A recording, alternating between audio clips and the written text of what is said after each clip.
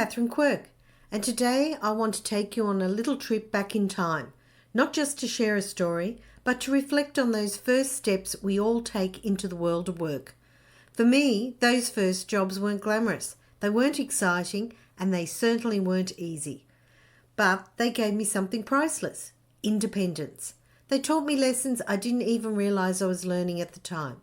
So let's rewind the clock to the late 1970s.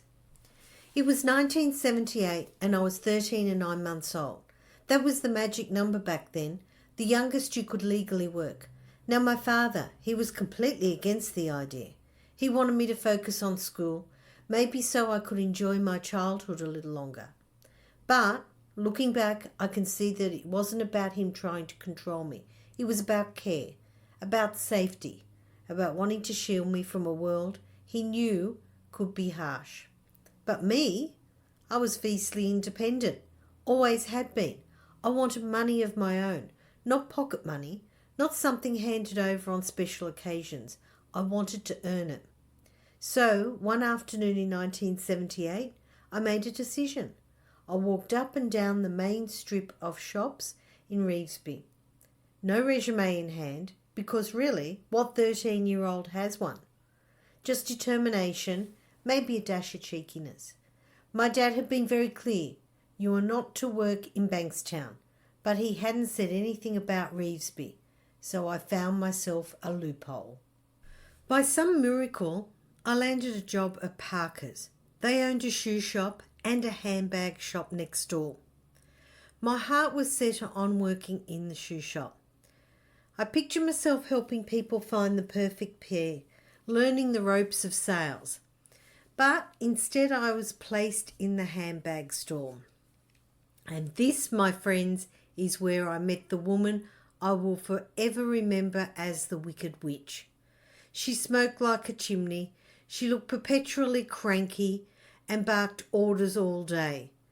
Instead of teaching me how to be a sales assistant, she treated me like her personal servant. Climb the ladder, dust the shelves, run errands. The shop itself was tiny and cramped, filled with stale smoke and dust. My official title might have been sales assistant, but in reality I was just her dog's body. I worked just 8 hours a week, 4 on Thursday nights and 4 on Saturday mornings. But oh, those shifts could feel endless. Now it wasn't all bad. Occasionally I'd get to work in the shoe shop, and that was where the fun was. I actually got to serve customers. I learned how to count change back into someone's hand, something you don't see these days with tap and go.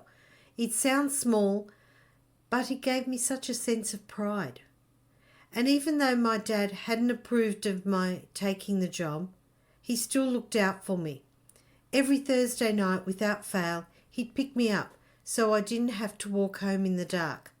I can see now it wasn't disapproval I was up against. It was his love, showing up in the form of protection. The biggest silver lining of all? That first taste of independence. $20 a week, cash in hand. $2.50 an hour. By today's standards, it sounds like slave labour, but back then it felt like riches. By the time I turned 16, I knew I had to get out. The Wicked Witch and I weren't a match, and that job was draining the life out of me. So I braved it again and applied for Woolworths at Bankstown Square. That was in 1981. The stepping into Woolies was like stepping into another world. It was full of adults. First came the uniform. I had to buy it myself.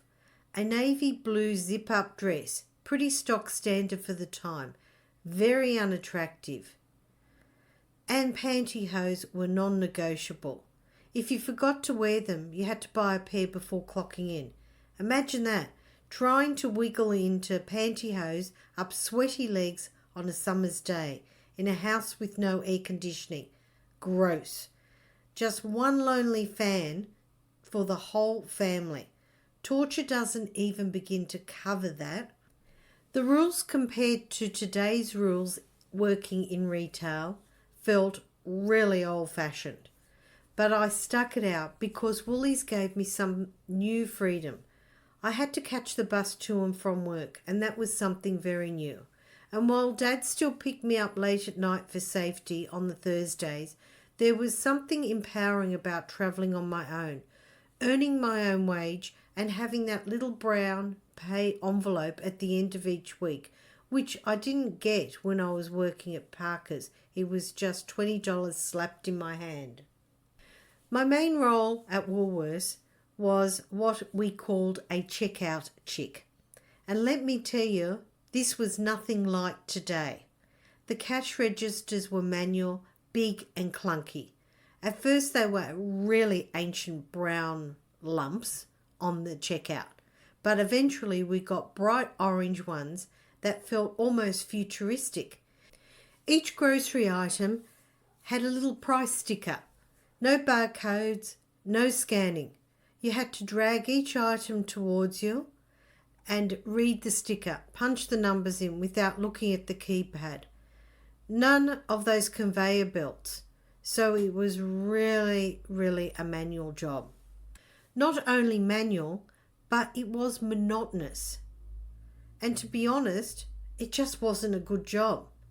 I didn't love the interaction with customers because most of them didn't want to be shopping, and they were grumpy, and it was a Saturday morning and they'd rather be doing something else, or it was a Thursday night and they were tired after working. Cash register work was monotonous, and to be honest, I wasn't great at it. I didn't love the interaction with customers, I didn't love the repetition, and I hated cashing up at the end of shift. But there were moments of reprieve. Stocking shelves for one. For some reason, I loved tearing through a box of goods, pricing each item with the pricing gun, and lining them up in order on the shelves. Working out the back of the store was another favourite. It meant a break from the managers and supervisors who seemed to think their word was gospel, and if it was legal to crack a whip, they would have done so. Socially, Woolworths, or Woolies, was its own jungle. There was Millie, queen of the registers. Everyone adored her. She strutted around like she owned the place, and honestly, I knew I'd never be like her. Then there were the cliques of girls who thrived in that environment. Me, I was the black sheep, just like at school. But I did find my people in small ways. A couple of the boys were easier to get along with, and then there was Michelle, a girl from my school, who worked in the pay office and was a bit like me, on the fringe, not caught up in the drama.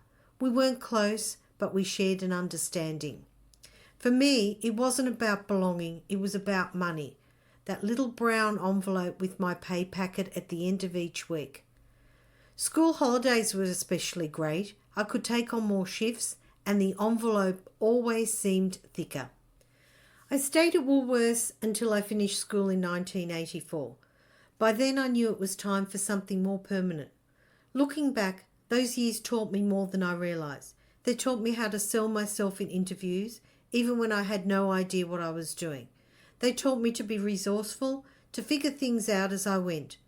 They taught me resilience, independence, and the simple joy of earning my own money.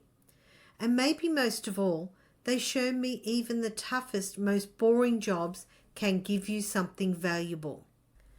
So why am I sharing this with you today? Because we all have those first job stories. The ones that at the time seemed like drudgery. The ones we couldn't wait to escape from. But when we look back, we see them differently. For me, Parker's and Woolworths weren't just jobs. They were stepping stones. They were lessons in independence, in persistence, and in the quiet strength that comes from doing something you don't want to do, but doing it anyway. So if you're listening to this and thinking back to your own first job, I encourage you to reflect. What did it teach you? What strength did you carry forward? Because no matter how small those early pay packets were, no matter how dull the work seemed, those jobs shaped us. They gave us grit. They reminded us that even the most ordinary beginnings can teach us extraordinary lessons. Thanks for listening. I'm Catherine Quirk, and this has been a walk down memory lane. Pantyhose, pay envelopes, wicked witches, and all.